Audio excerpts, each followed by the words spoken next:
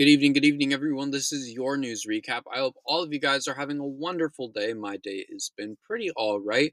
Today is Sunday, right? No, it's Sat. No, it is Sunday. Okay.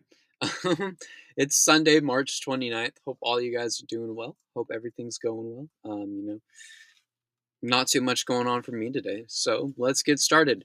Opening up with the Trump administration segment today, per usual.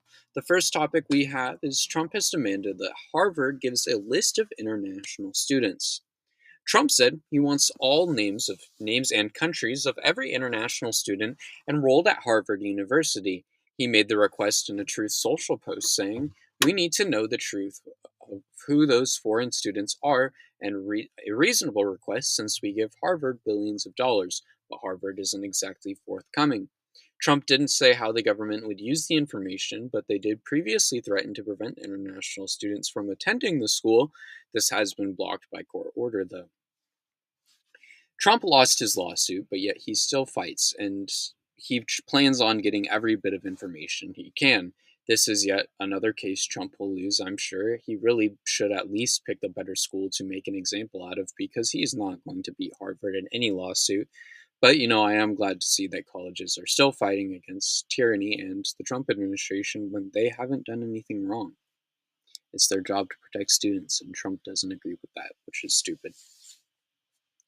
Moving on, Trump has delayed the 50% tariff on the EU till July. Trump has announced that he agreed to an extension on the 50% tariff deadline for the EU until July 9th.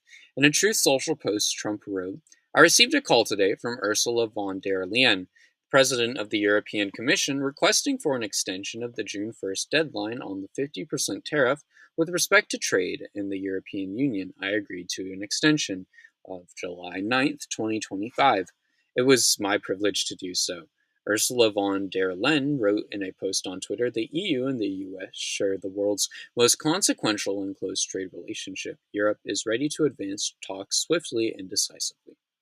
This is market manipulation. He is putting the money right in the pockets of the wealthy. Every time he announces a tariff, it crashes the stock markets just for him to strike a deal or make a pause, and it raises the stock markets again until he disagrees with that deal or disagrees with that pause, and then it drops the stock markets again over and over again. This puts money into these billionaires' pockets because they need more money, I guess. These people have lifetimes of wealth, more money than any of us would ever have, and they'd rather rob us blind than do anything beneficial to society. It's absolutely sick. Moving on, we have one topic in the budget bill today, but it's a bit of an important topic as a hidden provision in the budget bill could likely disarm the Supreme Court and all other courts. A provision in the budget bill that passed through the House on Thursday seeks to limit the ability of all courts, including the Supreme Court, from enforcing orders. The provision reads, "No court in the United States may appropriately use funds to enforce contempt citation for failure to comply with an injunction or temporary restraining order if no security was given when the injunction or order was issued." This would prohibit courts from enforcing contempt citations against Donald Trump and his administration unless plaintiffs have paid a bond, something which is very uncommon when filing a lawsuit or suing the federal government. If this goes through, we have a problem. The courts are the one thing fighting against the Trump administration, preventing them from doing things that would actively harm the American people. And that is not something that we can lose. Call your senators, let them know that this is not something you support. A dictator has no place in the United States, especially not an ugly orange one. We're going fast today, but there's not been a lot of news. Weekends are normally pretty slow for the most part compared to the weeks. But that's just kind of how it goes from day to day. Moving on to the other news segment, though, the first topic we have today is a far-right hate group marched through Kansas City, Missouri. A group of masked white nationalists marched in Kansas City on Saturday, holding a rally outside the National World War I Museum and Memorial, then going on to march downtown carrying flags and chanting. Police said the event, carried out by Patriot Front, didn't result in any arrests. The Patriot Front is a white nationalist organization and avidly fascist nationwide organization that was formed after the aftermath of the United Right March in Charlottesville, Virginia, 2017. Members covered their faces and dressed in navy shirts and khaki pants, along with tan caps, chanting Life, Liberty, and Victory, along with Reclaim America. Some people also held shields and flags.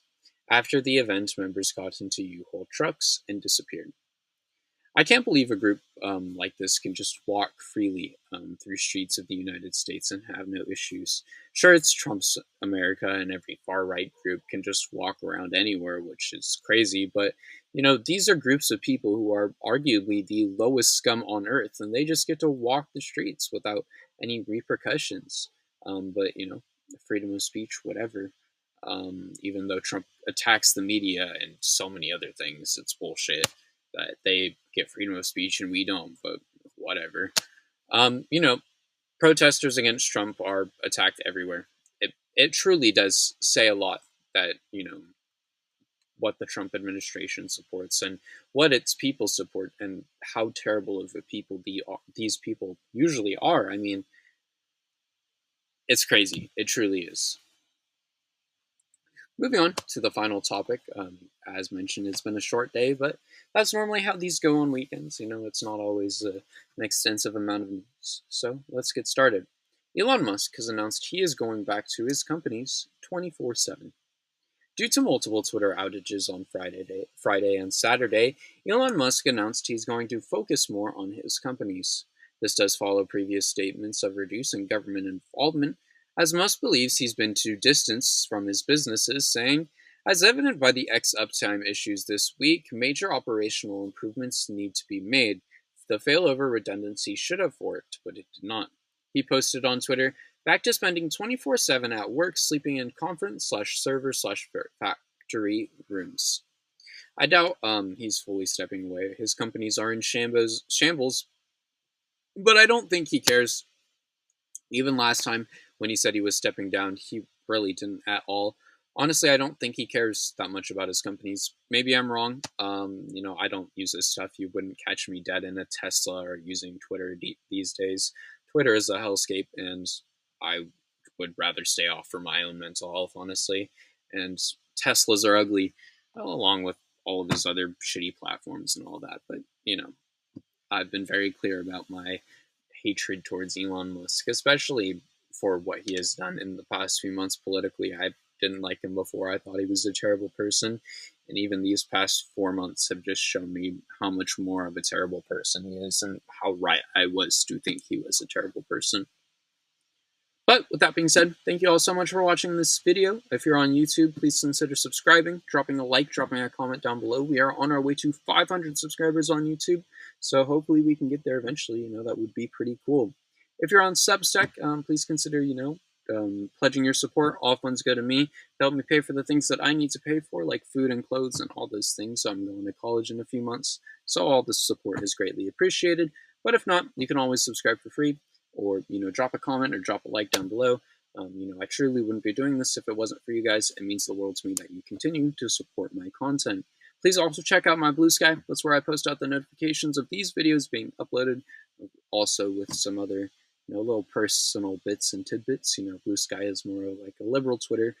It's what Twitter was before Elon Musk bought it, so that's what you're looking for. Check it out. But with that being said, thank you all so much for watching, and I will see you all in tomorrow's episode. Later.